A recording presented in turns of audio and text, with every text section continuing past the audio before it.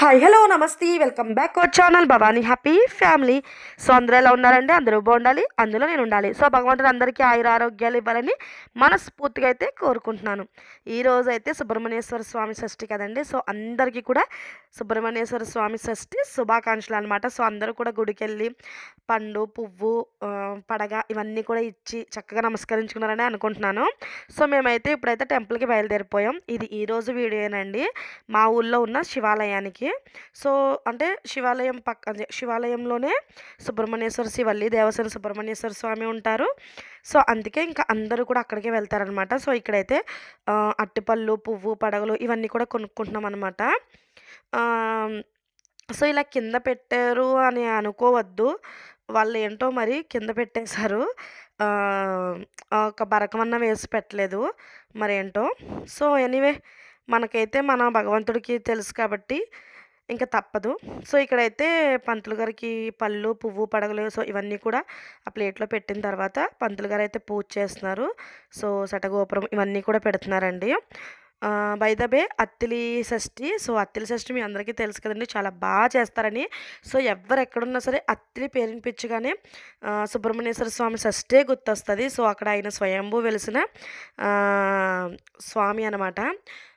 మీ అందరికీ తెలిసే ఉంటుంది. సో నేను లాస్ట్ ఇయర్ వీడియోలో కూడా నేను చెప్పాను. సో ఇప్పుడు అత్తిలి షష్ఠికి అయితే వెళ్దాము. ఒక 2-3 డేస్లో వెళ్దాం అనమాట.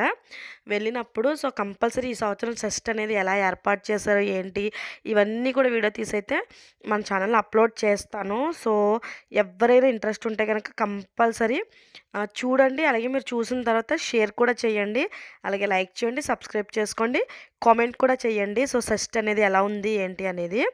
సో ఇక్కడైతే చక్కగా వల్లీ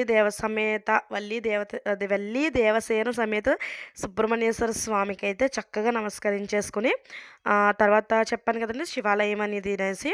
సో అంటే 3 ద్వారాలు ఉంటాయి. మెయిన్ ద్వారం అంటే మెయిన్ గుళ్ళో శివుడు అనమాట. సో ఇప్పుడు మీరు చూస్తున్నారు కదా, సో శివాలయం పక్కన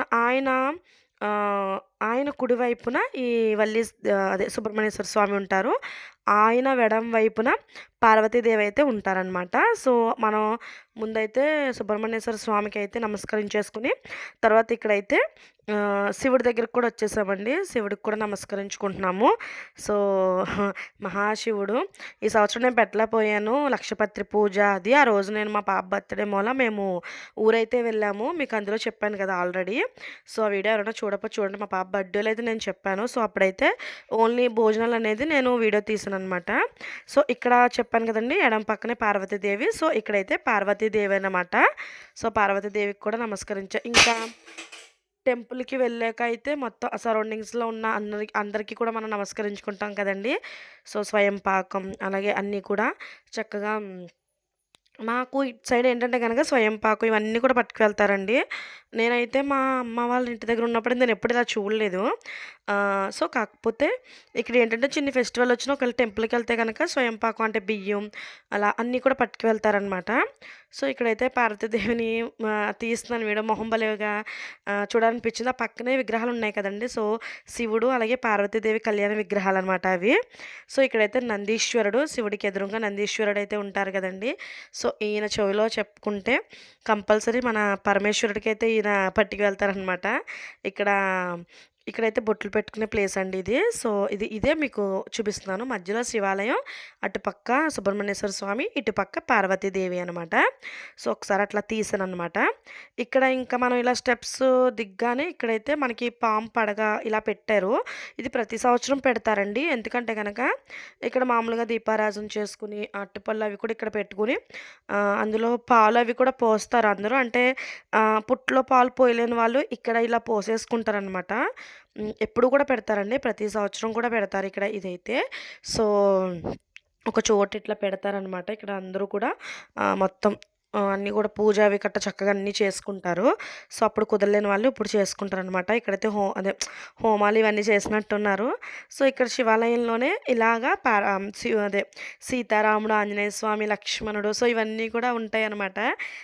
ఇవి నాకు భలే అనిపిస్తాయి. చిన్ని విగ్రహాలు, వీటికి తలుపులు కూడా ఉన్నాయి చూసారు కదా. సో ఇక్కడ శివాలయం బయటే వెంకటేశ్వర స్వామి గుడి అయితే ఉందండి మాకు. సో వెంకటేశ్వర స్వామి ఆయన కూడా చక్కగా ఆయన కళ్యాణ విగ్రహాలు కూడా ఉన్నాయి పక్కన మీరు చూస్తున్నట్లయితే. సో, అలివేలు మంగతాయారు, అలాగే పద్మాదేవి కింద ఉన్నాయి కదా! చూసారు కదా! అవే అనమాట. సో, అన్నీ ఇంకా మేమైతే ఇక్కడ కూడా చక్కగా నమస్కరించేసుకొని వెంకటేశ్వర స్వామికి ఇక్కడ బయటకైతే వచ్చేసాం. బయటైతే ఇక్కడ చిన్ని షష్ఠి అనమాట మా ఊర్లో. సో, ఎందుకంటే ఇక్కడ మాకు అత్తిలి నియర్ బై కాబట్టి అందరూ అత్తిలే వెళ్ళిపోతారండి. ఇక్కడైతే ఏమీ కొనరు. కాకపోతే ఏంటంటే గనక ప్రతి సంవత్సరం ఒక షాప్ అయితే ఇలా పెడతారనమాట. అంటే టెంపుల్‌కై వచ్చినోళ్ళు పిల్లలు ఎవరైనా అడిగితే సో, కొనుక్కుంటారు కాబట్టి ఇలా అయితే పెడతారనమాట.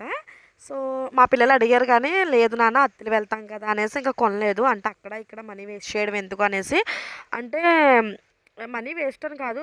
ఆడరండి వీళ్ళు. మెయిన్ అదే వచ్చింది. ఎందుకంటే స్కూల్‌కి వెళ్ళిపోతారు. ఇంకా ఆడరు, చేయరు, పక్కన పడేస్తారు అంతే. సో, చూసారు కదండీ! మా షష్ఠి వీడియో అయితే మార్నింగ్ లెగిసి టెంపుల్‌కి వెళ్ళి, మళ్ళీ స్కూల్‌కి వెళ్ళిపోయి హడావిడిగా అంతా చేసుకున్నాననమాట. సో, మీరెలా షష్ఠి చేసుకున్నారో చెప్పేయండి. Please subscribe.